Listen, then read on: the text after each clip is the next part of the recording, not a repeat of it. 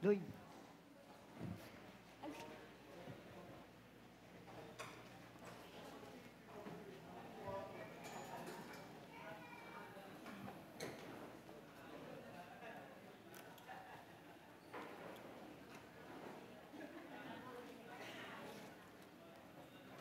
Papuri sa Diyos sa kaitaasan at sa mga kapatiran ko kay Kristo na naririto ngayon. Sumainyo nawa ang kapayapaan at habag ng Diyos. At bago po tayo tuluyang magsimula, tayo po ay manalangin at dumulog sa ating Diyos na kataas-taasan. Sige po, tayo po'y pumikit, yumuko at manalangin. Ama naming Diyos na makapangyarihan sa lahat, tunay nga pong Ikaw ang Diyos na kataas-taasan at nakakatalos ng aming kaisipan. Siyasatin mo po, O Lord, ang aming mga laman ng aming mga puso ngayong umagang ito. Itinataas po namin ito sa iyo. Hindi ko alam ang kalagayan o pinagdadaanan ng mga tao na naririto ngayon, pero Lord, Ikaw ang nakakaalam nito. Walang malilihim sa iyo, Panginoon, kahit isa. But Lord, we pray na tanggapin mo ang alay naming pagsamba ngayong umagang ito. Bigyan mo po kami ng knowledge and wisdom nang sa ganon, lahat ng salita na aking sasambitin, Panginoon, ay nagmula lamang sa iyo. Lord, ibaba mo po ako nang Ikaw ang aking maitaas. Itago mo ako sa iyong likuran. Wala po ako, Panginoon, kung wala ka sa buhay ko. Panginoon, ngayong umagang ito, patawarin mo po kami. Alam namin, Lord, na ibinigay mo na ang pagpapatawad sa aming lahat, buhat ng Ikaw ay namatay sa krus ng Kalbaryo. At hinugasan mo ng lubos ang aming mga kasalanan. Maraming salamat sa kagandahang loob na iyong binigay para sa amin. Minsan pa, Panginoon, kumilos ka sa lugar na to, protektahan mo po ang apat na sulok ng tahanang ito nang sa ganun walang anumang gawa ng kaaway ang makapangyayari, Lord God. Maraming salamat po muli sa pribilehiyo na ipinagkakaloob mo sa amin na kami ay makagawa ng ganitong mga gawain. Sa iyo na po namin tinatagubilin ang lahat. In Jesus' mighty name we pray. Amen and amen. Yan po. Magandang umaga po sa inyong lahat. At kung meron po kayong Bible, please open your Bible sa atin pong pag-uusapan sa makikita po natin ito sa John chapter 9, verse 35 to 41. Ayan po. Ang sabi po dito, nabalitaan ni Jesus na pinagbawalang pumasok sa sambahan ang dating bulag. Kaya hinanap niya ito. At nang matagpuan niya, tinanong niya ito, sumasampalataya ka ba sa anak ng tao? Sumagot ang lalaki, sino po siya? Sabihin niyo po sa akin upang sumampalataya ako sa kanya. Sinabi ni Jesus sa kanya, nakita mo na siya at siya ang kausap mo ngayon. Sinabi agad ng lalaki, Panginoon, sumasampalataya po ako sa iyo. At lumuhod siya at sumamba kay Jesus. Sinabi pa ni Jesus, naparito ako sa mundo upang hatulan ang mga tao. Ang mga taong umaaming bulag sila sa katotohanan ay makakakita.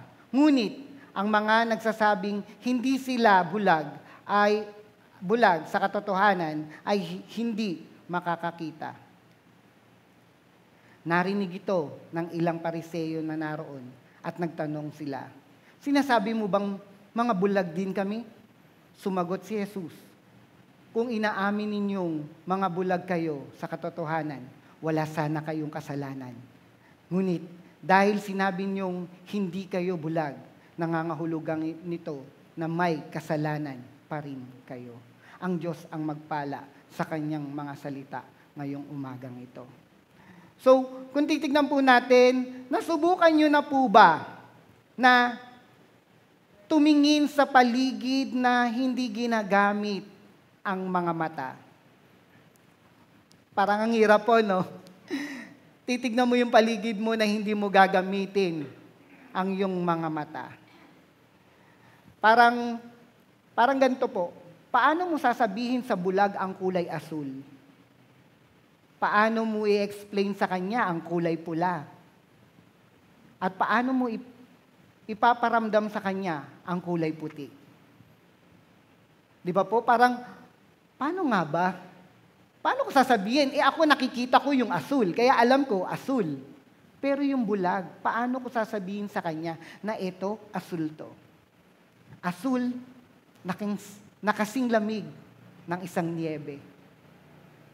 Pula, nakasing init ng apoy. At puti, nakasing busilak ng puso at kasing linaw ng tubig. Imaginin po natin. Ito po, yung sinasabing gamitin mo ang tignan mo ang paligid ng hindi mo ginagamit ang iyong mga mata. Ito po yung nagbabase po tayo sa kung ano yung naririnig natin at nararamdaman natin. Pero makikita po natin ang kagandahan at ang katotohanan. Kaya nga po, kung titingnan po natin, nakita niyo po ba to? Alam ko po, alam na alam niyo po yan. Sino po ba yung nanonood? Lagi ng ipaglaban mo. Ayan. Ayan po. So nakikita po natin, ang tawag po dyan is Justice Lady o Lady Justice. Bahala na po kayo kung ano gusto nyo unahin sa dalawa. Basta justice po yan. Ayan. Bakit po kaya nakapiring ang kanyang mga mata? Upang hindi siya magbase sa nakita niya lang. Magbabase siya sa kanyang totoong naririnig at nararamdaman. Kasi po, kung babase tayo sa nakikita lang natin, titignan natin kung sino ang mayaman at hindi. Titignan natin kung sino ang mukhang mabango at hindi. Ang nangyayari po ay para tayong judgmental. Hindi tayo nagsusuri. Kaya po, yung Justice Lady yan, nakapiring ang kanyang mga mata. Kasi po, sabi nga po, kapag ang isang tao bulag, tumataas ang ibang senses niya. Lumalakas ang kanyang pakiramdam at kanyang pandinig. Kaya po kung titingnan po natin, di ba? Totoong nangyayari po ito.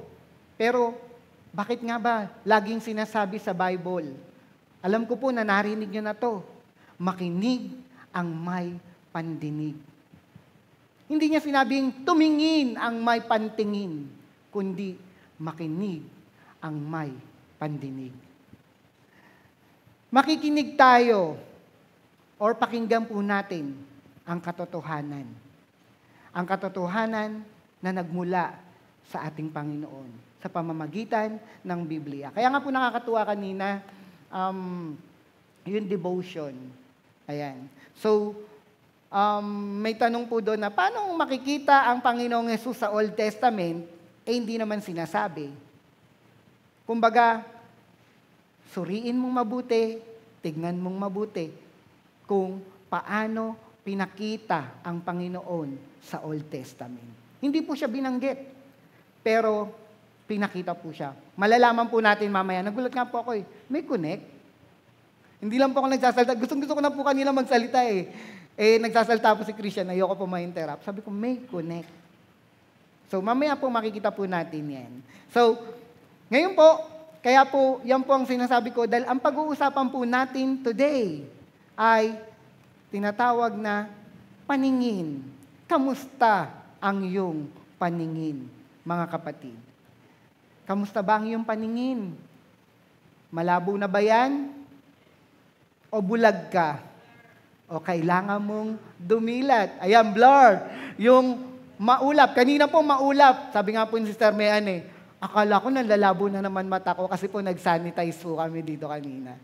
Kaya po, pagpasok mo dyan sa kwarto, sa office, akala mo nasa heaven ka. Kasi wala kang makikita, puro usok lang, puro pag. Pero nag-sanitize po tayo. Kaya po, ano po ba ang sinasabi dito. Kung titingnan po natin yung chapter 9 ng John, o yung John chapter 9, simula yung verse 1 hanggang 34. Ano po ba ang istoryang nangyari dito? Sabi po dito, may isang lalaki daw po na isinilang na bulag mula nung pagkabata siya, bulag na siya. Nakasalubong po siya ng Panginoon at pinagaling. Paano po siyang pinagaling? Sabi po dito, ang bulag na ito ay nung nakasalubong ng Panginoon, dumura siya sa lupa, kumuha ng putik at ipinahid sa kanyang mga mata. At pagkatapos po, sinabi ng Panginoon, maghilamos ka sa paliguan ng Siloam. Ano po ba yung Siloam? Ang Siloam po, ito po yung tinatawag, kung titignan po natin, ang ibig sabihin po nito ay sinugo. Siloam, sinugo. Nang bumalik ang bulag, pagkatapos niyang maghilamos, nakakita na po siya. Siyempre, nung nakakita po siya, alam po ng mga kapitbahay niya kung sino siya nung isinilang siya. Kaya po, naglapitan sa kanya ang mga marites. Kaya noon pa po pala may marites na, no? Inusisa po siya, paano ka nakakita? Anong ginawa mo? Pero tignan niyo po yung sagot ng bulag. Tignan po natin, bulag po siya, pero na-explain niya. Sabi niya, yung lalaking nagngangalang Jesus, pinagaling niya ako. Dumura siya sa lupa at ipinahid sa aking mga mata ang putik at sinabi niya, maghilamos ako sa paliguan ng Siloam. Imagine niya, bulag siya. Paano niyang nakitang dumura ang Panginoon? Nagbase siya sa kanyang nararamdaman. Kaya nga po, di ba, pag nanonood tayo ng mga teleserye, di ba yung pagbulag, may tao ba dyan? Di ba? Ganun siya eh. Nilalakasan niya or pinakikinggan niya mabuti yung paligid niya at pinakikiramdaman niya. Ganun po yung ginawa ng bulag. Pinakikiramdaman niya kung ano ang ginagawa ng Panginoong Hesus. Narinig niya maaari, dumahak ang Panginoon, sabay dumura, kinuha yung putik, narinig niya yung putik na yon, di ba? Inilagay sa mata. Imagine niyo kung tayo yun, yak, dura, yak, putik. Pero tignan niyo, dahil sa duming yun, luminis ang lalaking ito. Kasi, naging totoo siya. So, nung minarita siya ng kanyang kapitbahay, sinabi po ng kanyang kapitbahay, paano ka gumaling? Sinabi niya po, ang lalaking nagngangalang Jesus, pinagaling niya ako. At sinabi niya kung ano yung nangyari, sinalaysay niya. At nalaman nito siyempre ng mga Pariseo. Ay hindi sila makapaniwala. Paanong nangyari? Kaya ginawa nila, inimbestigahan nila. Tinawag nila yung lalaki. Kung siya nga ba talaga yung bulag na namamalimos doon sa templo. Tinanong siya. At tinanong siya kung paano siya nakakita. Inusisa siya. Pero ano pong ginawa? Ayaw pa rin nilang maniwala. Ang kulit, paulit-ulit. Na parang, kung titingnan natin parang tayo, ang kulit na parang paulit-ulit. Diba? Ilang beses mo na, nabasa mo na ba yung Bible? Nakarinig ka na ba ng Word of God? Ang kulit mo, paulit-ulit ka na lang. Ayaw mong intindihin. Pero tingnan po natin. Nung time na to, na nakukulitan sa kanya yung mga Pariseo, anong ginawa? Pinatawag na yung nanay at tatay. Inimbestigahan ng Pariseo, ito ba talaga yung anak nyo? Sabi ng mga magulang, opo, siya po nga. Kinumpirma, opo. Pero alam naman ng mga magulang, tignan niyo po alam na magulang kung sino yung nagpagaling sa anak nila. Pero natakot sila. Bakit po? Baka itiwalag sila. Kasi po pag tiniwalag ka ng mga punong Hudyo, bawal ka nang pumasok sa templo. O kahit saang bahay-sambahan, bawal kang pumasok. Yun po yung mga tinitiwalag. Kaya natakot po yung magulang. Ano pong sagot nila? Nag-playing safe. Nakaramihan, nangyayari din sa atin. Na laging mga Kristiyano na nagpe-playing safe pa. Paano po? Sabi ng mga magulang, siya na lang po tanungin nyo, nasa 8 gulang na po siya. Imagine niyo pwede naman nilang sabihin, opo, pinagaling po yan ng Panginoong Hesus. Pero hindi. Ang sabi po nila, siya na lang po tanungin nyo. Nasa 8 edad na po siya. At kaya niya na pong ipaliwanag at ipagtanggol ang kanyang sarili. Tignan niyo po. Kaya nung yun yung narinig ng mga Pariseo, ginawa, tinanong ulit yung lalaki. Nakukulitan na yung lalaki, paulit-ulit kayo. Kaya po, kung titignan po natin, ano po yung sabi? Kung titignan nyo po sa verse 30, 31, 32, ang ganda po ng sinagot ng lalaki.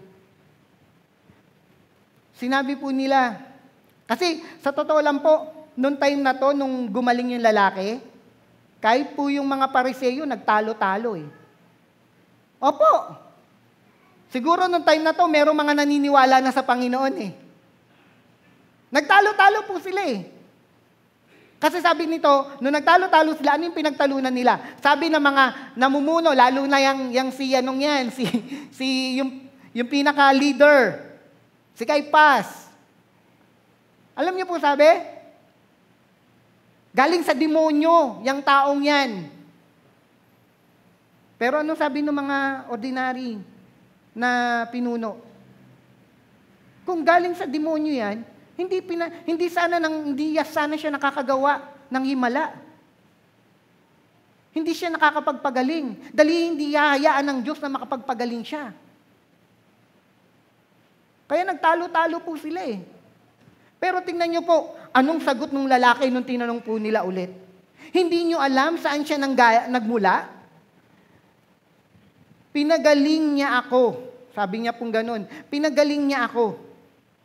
At alam niyo naman po na hindi nakakapagpagaling ang isang taong hindi sa Diyos nagmula. Pinanindigan niya. At alam ng lalaking to na kahit matiwalag siya, alam niya ang pagkilos ng Panginoon sa buhay niya. Ikaw, kamusta? Kamusta ka ngayong umaga? Nakakain ka ba ng maayos? Ayan po. So ngayon po, tignan po natin. Ay, sorry. Ba't nawala?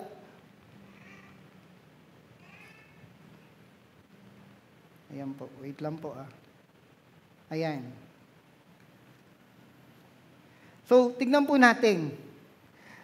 Ang isang bulag, merong mga katangian yan. Sabi nga po, kapag bulag ka raw po, sabi po, ito daw po yung mga taong madilim ang kanilang nakikita. Walang kulay. At sabi po nung iba na mga bulag, para daw silang mga patay na. Yun po yung nila, parang mga patay na raw sila kasi wala talaga Parang, sabi nga po, sila daw po yung mga tao na parang umaasa na lang. Kaya nga po tingnan niyo po, yung lalaking to namamalimos na lang. Dahil kung putol kamay mo, pwede ka pa magtrabaho Kung putol yung paa mo, pwede ka pa magtrabaho bulag ka. Paano? Kaya ginagawa ng bulag na to, nung time na to nung time po to, pero ngayon po, yung ibang mga bulag meron na po silang nagtatrabaho na po sila. Pero nung time na pong nito, wala po talaga, outcast sila na itinuturing. Kaya po namamalimos lang po sila. So, pero sabi po, ano ba yung mga taong bulag na tinutukoy dito? Yung mga taong bulag sa katotohanan.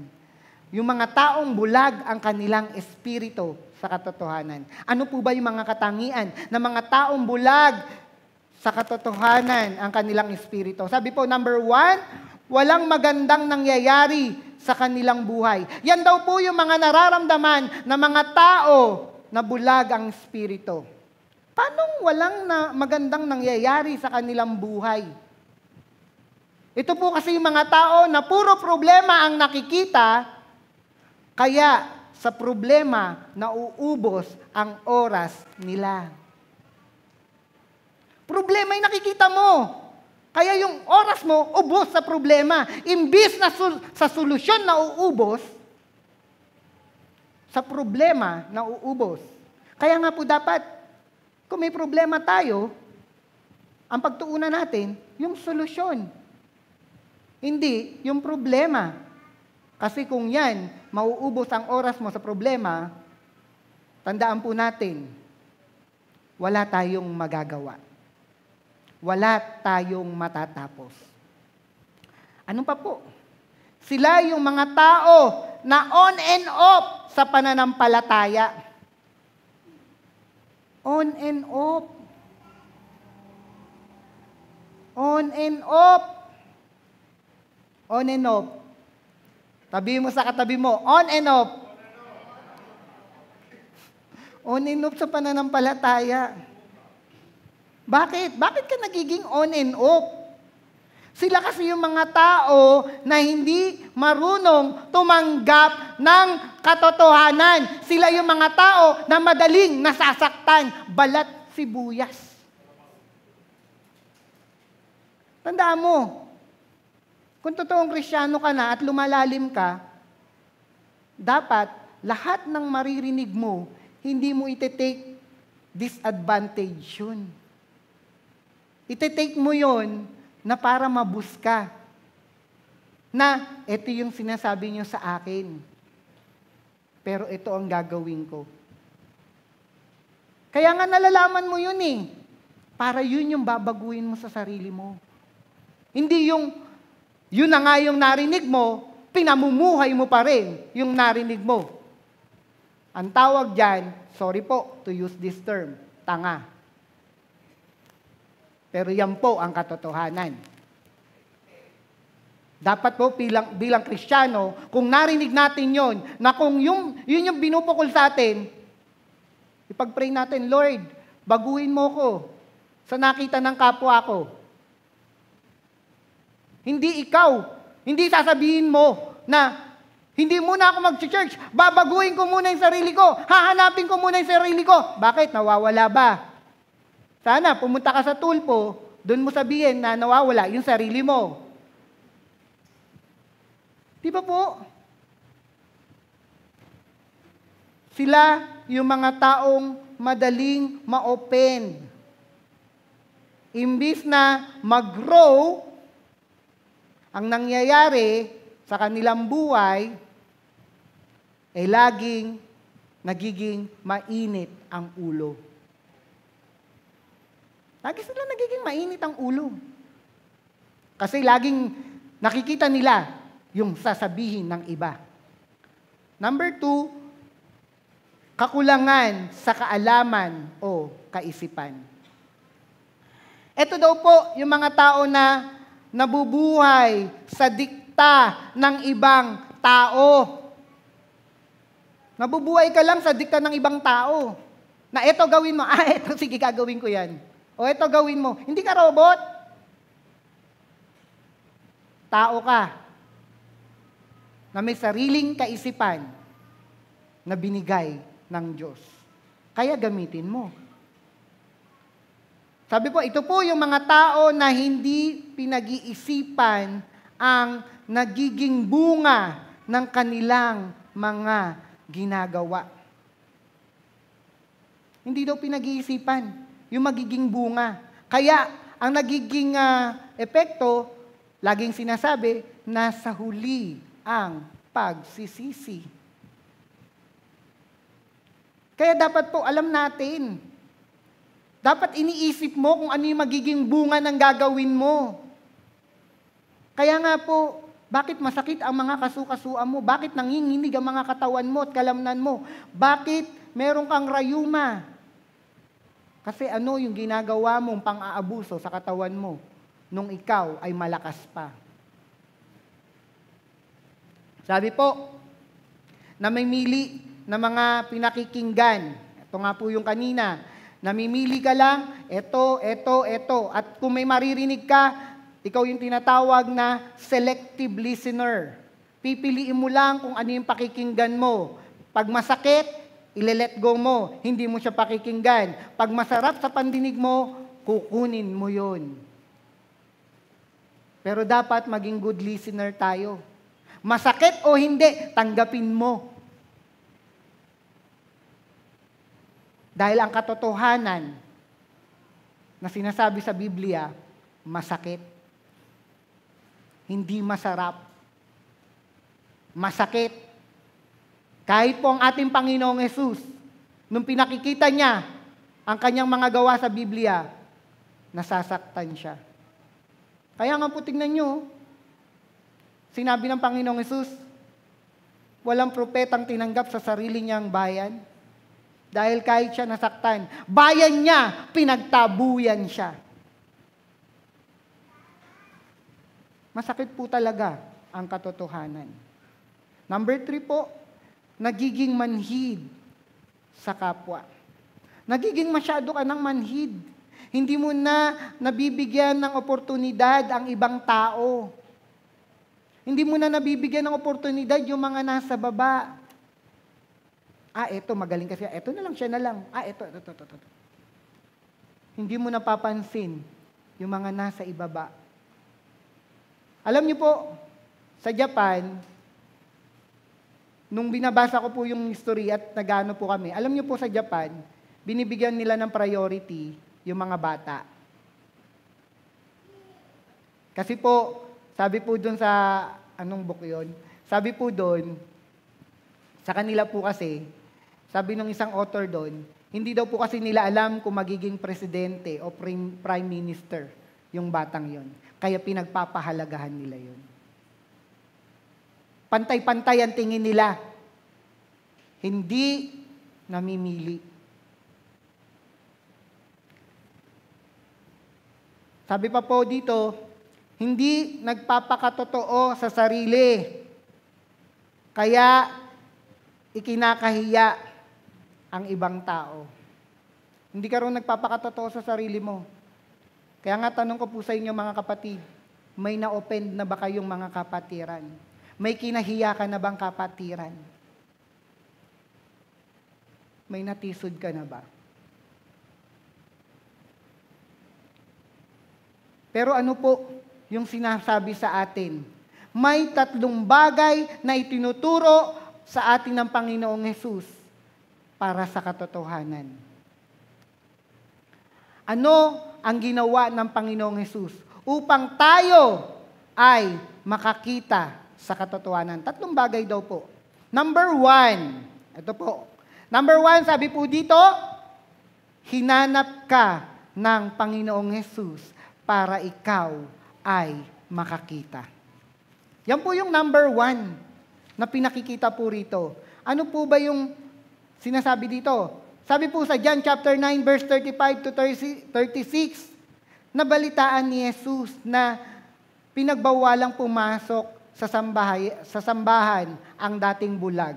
Kaya hinanap niya ito at nang matagpuan niya, tinanong niya ito, sumasampalataya ka ba sa anak ng tao? Sumagot ang lalaki, sino po siya? Sabihin niyo po sa akin upang sumampalataya ako sa kanya. Obserbahan po natin. Tignan po nating maigi. Pag-aralan nating maigi. Sabi ko nga po sa inyo, dito pa lang, sa sinabing nabalitaan ni Jesus na pinagbawalan. Yung pinagbawalan po kasi ito nga po yung tiniwalag. Hindi na po siya pwedeng pumasok sa templo o kahit saang bahay-sambahan. Wala na po. Tinuring na lalong outcast yung lalaking yon. Pero outcast man siya, siya ay nakakita sa katotohanan. Bakit po? Nabalitaan, hindi lang po ito nabalitaan ng ating Panginoong Hesus. Dahil alam ng Panginoong Hesus, sa simula pa lang, alam ng Panginoong Hesus na ito na ang mangyayari. Alam niya na ititiwalag ang lalaking ito. Dahil wala namang nalilihim sa Panginoong Hesus eh. Tanda po natin, sabi ko nga po sa inyo, Jesus Christ is 100% God, 100% man.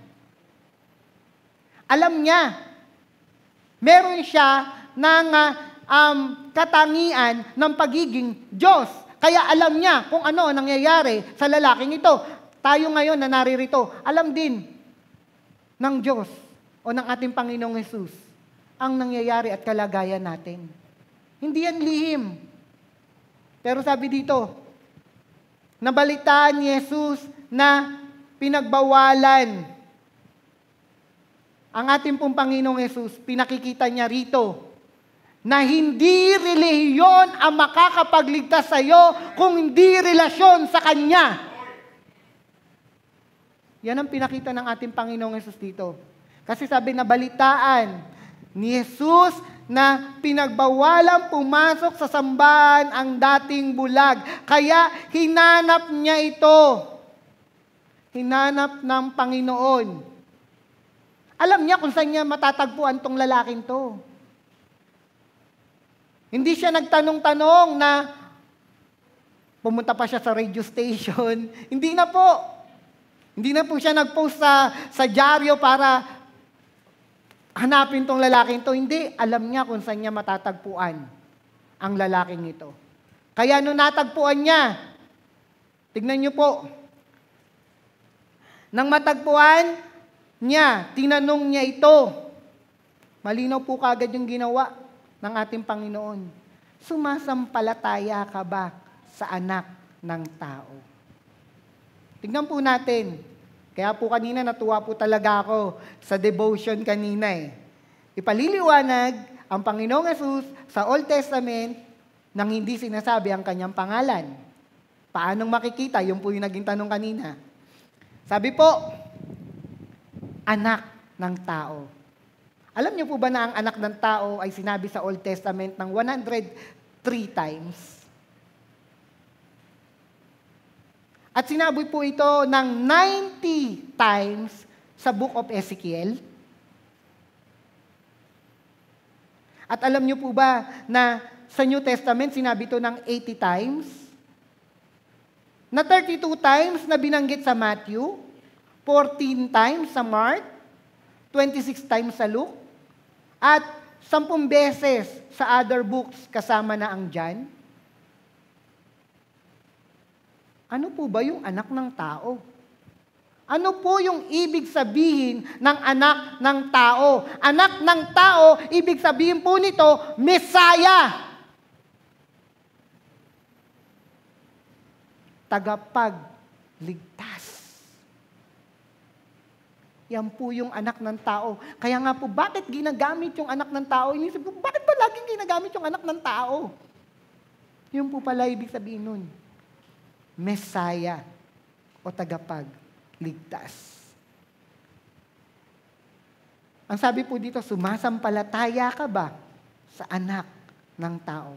Tignan niyo po yung lalaki. Walang alinlangan yung ginawa niya rito. Walang duda. Dahil alam nung lalaki kung ano ang ginawa ng Panginoong Yesus sa buhay niya. Alam nung lalaki yung kapangyarihang gumalaw sa kanya na nagmula sa Panginoong Yesus. Kaya nga po, nung tinanong siya, sumasampalataya ka ba sa anak ng tao? Alam niyo po, yung lalaking to, nag-obserba na eh. Parang familiar ang boses na to. Parang familiar tong mga salita niya. Parang familiar kung paano siya magsalita. Tignan niyo po yung naging sagot niya. Sino po siya? Sabihin niyo po sa akin upang sumampalataya ako sa kanya. Walang duda. Hindi siya nagdududa. Hindi niya sinabing, wala akong pakialam sa kanya. Tingnan niyo po yung ginawa ng Panginoon sa lalaking to. Balikan po natin. Sabi po ng Panginoon, dumura, nilagay sa mata, maghugas ka sa paliguan ng Siloam. Yung lalaki, sumunod. Ikaw, kamusta? Sumunod ka? Narinig mo yung salita ng Diyos? Sumusunod ka? Ang sakit. Noong nabasa ko po ito, ang sakit. Tamang-tama rin po. Kaya nga po, naunawaan ko na magkaabila ang tabak, magkabila ang talim. Kasi pag ginanon mo sa kapwa mo, pati ikaw tinamaan kasi magkabila. Kaya po yung mga preacher po ba, pag nag-ano, ang sakit. Talaga pong, ngayon ko lalong nauunawaan po na kami po yung unang nasasaktan bago i-deliver sa pulpito. Tingnan po natin. Sinabi po ng lalaki, sumunod siya. Walang duda. Kaya po nung sinanong siya ng Panginoon anong sabi niya? Sabihin niyo po sa akin. Pero hindi siya nagdududa, hindi niya na sinabing may naglalaro na sa isip ng lalaking to. Parang siya to. Parang siya to. Di ba po? May naglalaro na sa isip niya. Kaya nga po, hinanap siya ng Panginoon para makakita. Number 2 po. Ayan. Number 2 po, malinaw po na sinabi dito, magkaroon ka ng pananampalataya sa Panginoon. Dapat daw po, tayo ay maging kagaya ng lalaki. Magkaroon tayo ng pananampalataya sa Panginoon. Kasi sabi po ng Panginoon, mapalad ang mga taong hindi ako nakikita pero nananampalataya sa akin. Kasi yung lalaking to, nanampalataya siya kahit di niya nakikita Panginoon Kaya nga siya nakakita Tingnan po natin. John chapter 9 verse 37 to 38, sinabi ni Jesus sa kanya, nakita mo na siya at siya ang kausap mo ngayon.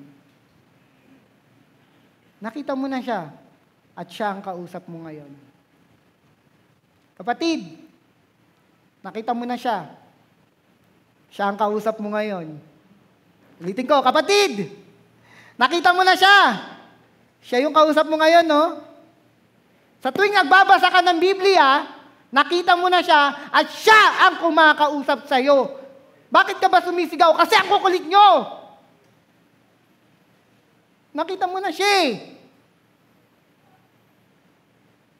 Kinausap ka niya. Napakaganda. Sinabi ni Jesus sa kanya, nakita mo na siya. Siya ang kausap mo ngayon. Bakit pabebe ka? Bakit kailangan mo pang sabihing mag-church ka?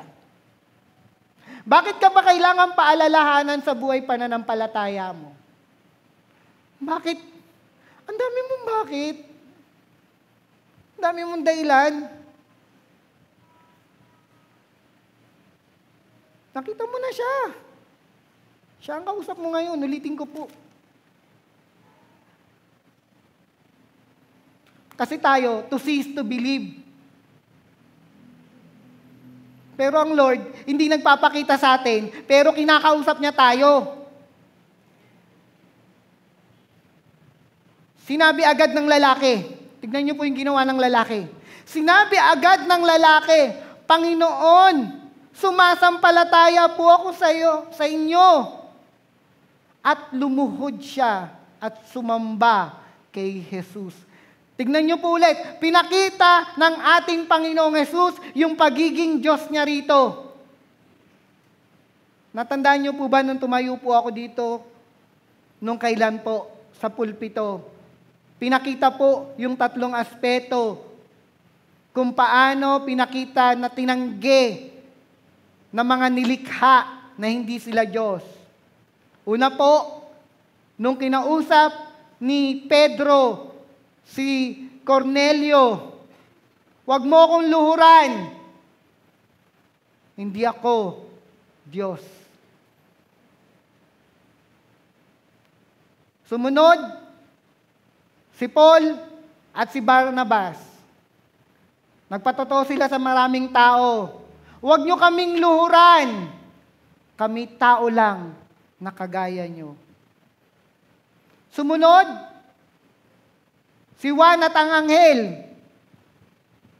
Sabi ni Juan, nagpatira pa siya nung nakita niya yung anghel. Pero ano pong sabi ng anghel? Huwag mo akong luhuran. Hindi niya sinabing ako'y tao lang, dahil alam niya yung kung ano siya. Ako'y alipin ng Diyos na kagaya mo. Pero dito, pinakita ng Panginoon, oo, hindi sinabi sa Bible na Diyos ang Panginoon, hindi niya nasabi.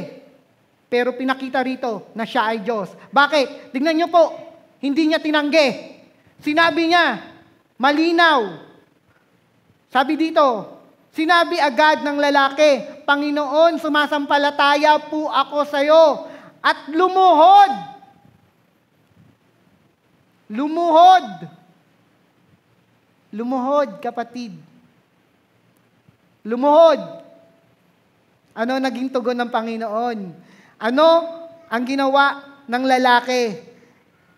Sumamba kay Jesus. Pag sinabing sumamba, ito po ay binibigay sa Diyos lang. Tinanggi ba? Hindi. Hindi niya sinabing, wag mo akong luran, wag mo akong sambahin, dahil ako'y alipin ng Diyos. Hindi. Pinakita ng Panginoong Jesus na siya ay Diyos. Sa aspetong to, pinakita niya na siya ay Diyos. Kaya nga po kapatid, kung titignan mo, kamusta ka? Ikaw, nakakita ka na ba? Anong ginawa mo no nakita mo? Kamusta ka? Bakit on and off ka? Bakit kailangan ka pang pagsabihan? Bakit Kristiyanong pabebe ka pa rin? Bakit ibang tao ang nakikita mo kapag nasa church ka? Kapag umaatin ka? Imbis na si Kristo. Tandaan mo, kaya ka nasa church, kaya ka umaatin ng church, dahil kay Kristo, hindi dahil sa tao. Kaya you need to open your eyes. You need to open your eyes. Open your eyes sa katotohanan na dala ng ating Panginoong Jesucristo. Bubulagin ka talaga ng mundon to eh. Huwag ka magpapabulag. Number 3, kasi po ang gagawin ng ating Panginoon, hahatulan ang mga tao. Hahatulan niya tayo. Sinabi po sa John chapter 9, verse 39 to 40, sinabi pa ni Jesus, naparito ako sa mundo upang hatulan ng mga tao. Ang mga taong umaaming bulag sila sa katotohanan ay makakakita. Ngunit ang mga nagsasabing hindi sila bulag sa katotohanan ay hindi makakakita. Narinig ito ng ilang pariseyong naroon at nagtanong sila, sinasabi mo bang mga bulag din kami? Tignan po natin. Ano po ba yung pinapakita rito ng ating Panginoong Yesus? Hahatulan niya po tayo. Malinaw po, nahahatulan niya tayo. Naparito ang Panginoong Yesus upang hatulan tayo. Tandaan po natin. Sabi nga po ng ating Panginoong Yesus, di ba? Siya ang daan, ang katotohanan, at ang parang doubt pa po kayo. At ang parang doubt pa kayo. Buhay. Ulitin ko po. Sabi po ng ating Panginoon, siya ang daan, ang katotohanan at ang dapat proud ka. Proud ka sa Kanya, hindi sa sarili mo. Kaso tayo proud tayo sa sarili natin. Mali. Kaya ka nagtatagumpay dahil sa awat habag ng Diyos at pagpapala niya sa iyo. Malinaw po na hindi niya or hindi yan ang pinakikita ng church. Ang pinakikita dapat sa church ay ang pinakikilala ang ating Panginoong Yesus. Ang pinakikita po sa church, dapat ang buhay na ibinigay sa atin ng ating Panginoong Yesus.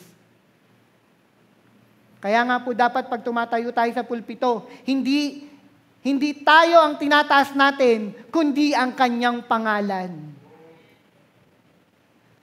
Ang pangalan ng ating Panginoong Yesus. Ang Kanyang kabutihan. Tandaan po natin, siya ang hahatol sa atin. Hahatulan niya tayo. At siya ang magiging tagapamagitan natin sa Ama. Kaya nga po, di ba, sabi niya, kapag kinakahiya mo ako sa maraming tao, ikahihiya din kita sa harapan ng Ama.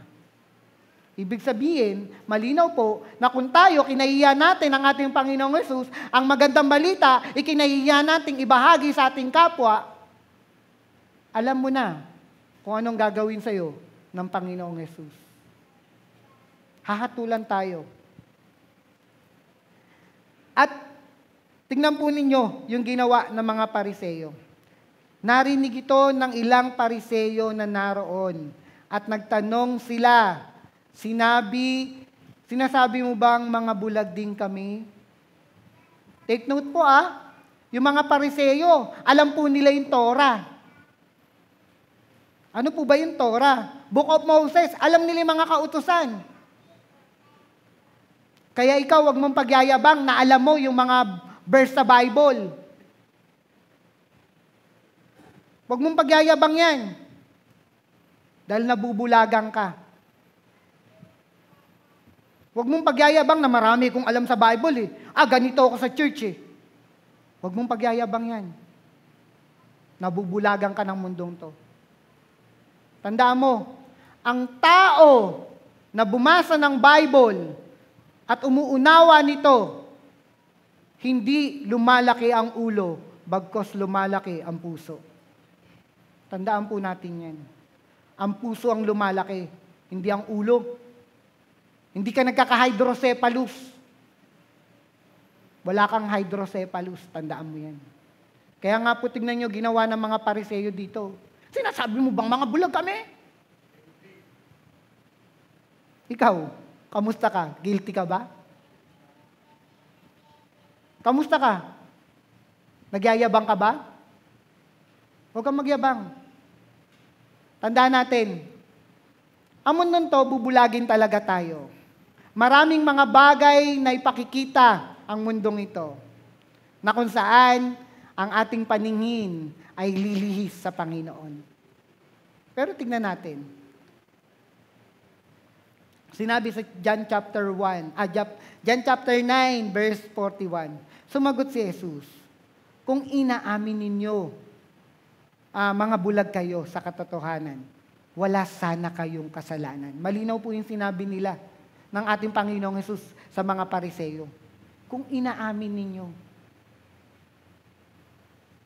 Tayo po, umaamin ba tayo? Umaamin ba tayo sa ating mga kasalanan? O nangangatwirang ka kapag meron kang kasalanan? Nangangatwirang ka dahil pinagtatanggol mo yung mali. Nangangatwirang ka dahil ayaw mong mapahiya. Nangangatwirang ka kasi ma-pride ka. Pero malinaw, pinakikita lang dito, ibaba mo yung pride mo. Ang pride sa SM lang yan. At bumubula. Kaya ibaba mo yan. Ngunit dahil sinabi niya, ngunit sinabi niyong hindi kayo bulag, nangangahulugang ito na may kasalanan pa rin kayo. Nangangahulugan pa rin daw po na may kasalanan tayo. Kung tayo ay hindi umaamin, kaya kamusta ka kapatid? May tinira ka pa ba? May tinira ka pa ba? O may itinitira ka pa rin sa puso mo? Nakapagpatawad ka na ba talaga? Sige nga, I challenge you. Kung nakapagpatawad ka, puntahan mo yung tao. Yakapin mo. Di mo kaya? Di mo kaya? Bulag ka. Yun lang masasabi ko sa inyo. Kasi yun ang sinasabi ng Bible. Masakit. Totoo po. Dahil kahit ako, nung pinag-aaralan ko po ito, ilang luha ang tumulo sa akin. Kasi masakit po talaga. Kasi kung nagpatawad ka, sabi ko nga po sa inyo, walang kondisyon. Hindi mo kailangan ng kondisyon. Kung nagpatawad ka, di ba malinaw? Lord, di ba yung panalangin tinuro sa atin? Patawarin niyo po kami sa aming mga kasalanan. Gaya ng pagpapatawad namin sa aming kapwa. Walang kondisyon.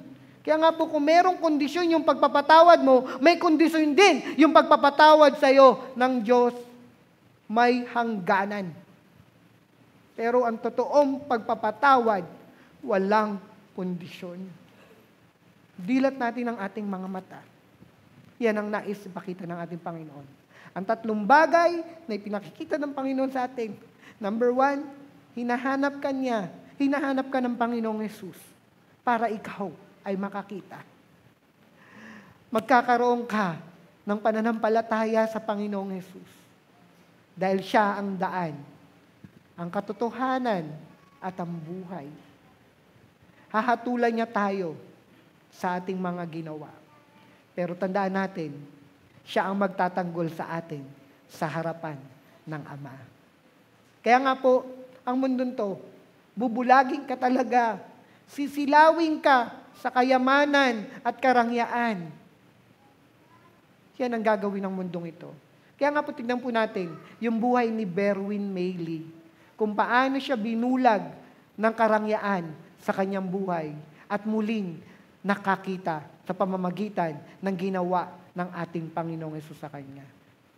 Kaya ka nakakaranas ng hirap, hindi dahil gusto kanyang mahirapan. Gusto niya na makita mo ang katotohanan. Sige po, panoorin po natin yung kay Berwin Mayley, yung testimony ng isang aktor na si Berwin Mayley.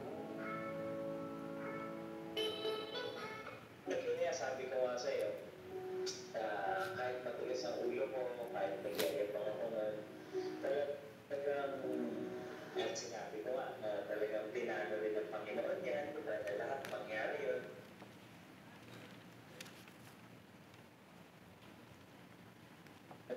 Kasi I believe lahat yan may purpose eh, di ba? Walang accident. Kung naramdaman ko yung hopeless, maraming beses. I think it's normal sa pagkatao natin, we have emotions. But the thing is, especially ngayon, nung mas medyo nakakakilala na tayo sa Panginoon, I think the most important thing is how we will respond or how we will react sa sitwasyon, di ba? So, when was that and ano yung nagbigay ng hope sa inyo during those difficult moments? Well, at first, no, yung noon talaga, syempre, kahit kilala ko ang Diyos, hindi ka naman sa kanya lalapit eh. Kasi iba yung comfort, iba yung peace na hinahanap mo o solusyon mo noong araw, di ba? Kaya nga, dangerous yan eh. Kapag marami ngayon, yung nawawala ng pag-asa, ang tingin nila sagot is yung comfort o yung peace na nanggagaling sa world. Diba? Kaya malinaw yan. Even Jesus, so many times in the Bible, winner niya yan. That peace that I give to you is that the same peace na binibigay ng mundo. Kasi comfort, money, di ba? Yung happy lifestyle, di ba? Ako sa akin nung naramdaman ko yun, sa totoo lang liberal, umiyak lang ako talaga. Kasi inabot ko yung wala ko matulugan ng bahay eh. May problema yung nanay ko, may problema yung tatay ko, yan siguro yung pinaka-worst. And pinalabas yan sa magpakailanman. Kay Ninang Mel Chato, pinakita doon na natutulog talaga ako sa park. Yan siguro yung pinakamahirap. And still, niligtas ako ng Diyos.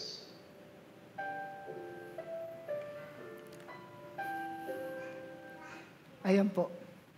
Kagaya ni Berwin Mayley, ano yung naging response mo nung kinausap ka ng Panginoon? Kagaya ng bulag, ano yung naging response mo? Kaya kapatid, sa oras na to, siguro tinatanong ka ng Lord, ano yung magiging response mo sa akin? Ngayong pinakita ko na sa iyo ang katotohanan. Ano yung gagawin mo? Paano kang susunod? Sige po, tayo pong lahat ay pumikit, yumuko at manalangin. Idulog po natin muli sa Panginoon kung ano man ang laman ng ating mga puso. Dakilang Diyos na makapangyarihan sa lahat. Muli, idinudulog namin, Panginoon, sa iyo. Inaamin po namin na kami ay mga bulag. At ikaw ang magpapakita ng katotohanan Lord, alam namin na masakit. Alam namin, Panginoon, na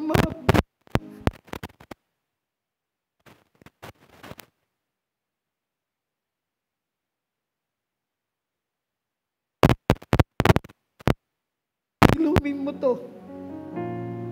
Gamutin mo yung sugat na dulot ng mga bagay na nangyari. Kung meron man, Panginoon, sa mga kapatiran na hanggang ngayon may daladala, Panginoon, daladala ng mga masamang nangyari noon pa, Lord, tulungan mo sila na maka-move forward. Matanggap, Panginoon, na Ikaw ang Diyos na nagpapatawad at kaya rin nilang gawin yun.